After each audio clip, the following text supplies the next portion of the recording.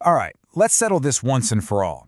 We are on a mission to find out which Olympic sport forges the single most powerful back on Earth. And no, this isn't some bodybuilding competition based on looks. We're talking about a definitive ranking built on cold, hard science. Seriously, think about it for a second. When you picture the absolute peak of human strength, who comes to mind? A weightlifter hoisting a crazy amount of weight? A gymnast defying gravity? Well, today, we're going to get to the bottom of it by focusing on the body's true engine of power, the back.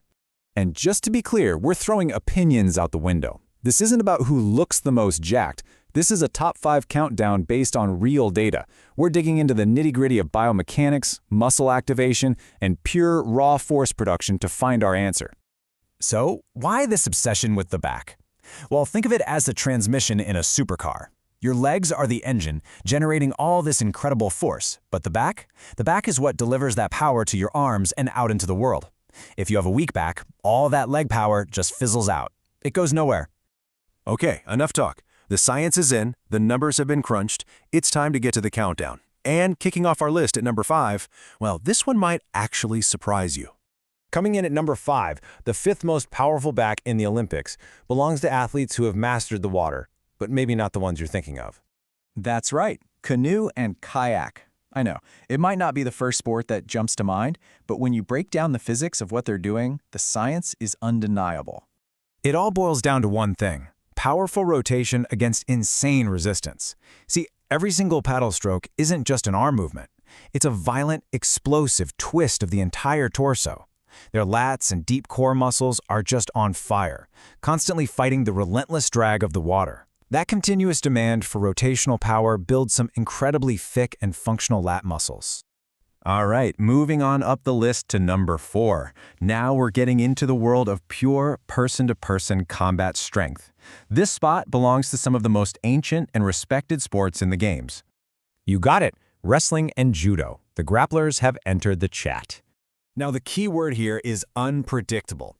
The resistance isn't a barbell that moves the same way every time. It's not the consistent drag of water. It's another highly trained human being who is actively trying to throw you on your head. This forges a completely different kind of strength, a back that can produce explosive pulling and lifting power from any and every angle. It's dense, it's powerful, and it's incredibly reactive. And now, we're cracking the top 3. Claiming the bronze medal position for back development, The absolute engines of the water, the rowers. And the reason they rank so high is just brutal. Get this. In elite rowing, a mind-blowing 85% of an athlete's performance is determined by their sheer muscle volume. It's not just about pretty technique, it's about how big your engine is. It's that simple. A bigger, more muscular back literally equals a faster boat. Period. I mean, just try to imagine pulling with almost everything you've got, not once, but hundreds and hundreds of times over a 2,000-meter race. That's what a rower's back has to go through. This unbelievable amount of volume under high tension is the perfect recipe for hypertrophy. You know, the sciencey word for muscle growth. It gives them some of the biggest backs by pure volume in any sport. All right, this is it. We've arrived at the final 2, the silver and the gold. This is where we separate the truly elite from the absolute legends of back strength. Our runner-up, taking home the silver medal, comes from a sport where it's not about moving a heavy object at all. No, it's about achieving a level of control over your own body that is, frankly, superhuman. We're talking about gymnastics, and specifically the athletes who have mastered the still rings. So here's the wild part.